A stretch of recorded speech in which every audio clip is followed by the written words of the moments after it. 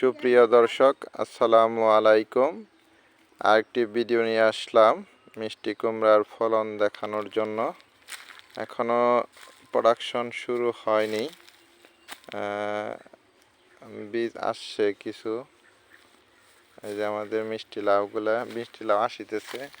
এই যে মিষ্টি লাউর ওই যে চারা ছোট ছোট আছে, অনেক বীজ আসতেছে। আমাদের গাছগুলো এরকম।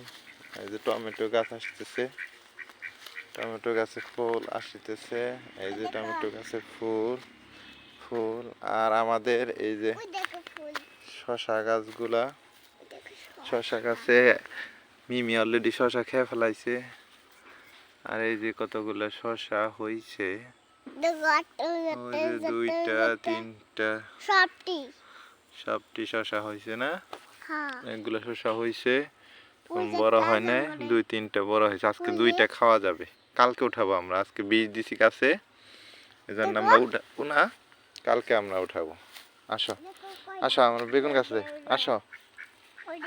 এটা হচ্ছে আমাদের বেগুন গাছ, প্রাকৃতিক উপায় হচ্ছে না বেগুন গাছ। তারপরে হচ্ছে লাউ গাছ, না আমাদের লাউয়ের মাচা, লাউ গাছের মাচা হইছে কিন্তু এখনো ফলন আসেনি, ফুল আসিতেছে। অল্প কিছুদিনের মধ্যে ফুল চলে আসবে, তো আশা করতেছি অল্প কিছুদিনের মধ্যে আমরা লাউ পাবো। ওই যে একটা লাউ দেখা যাচ্ছে, ওইখানে একটা লাউ। আমাদের লাউ আসিতেছে, ছোট ছোট ছোট ছোট লাউ, ছোট ওই একটা লাউ।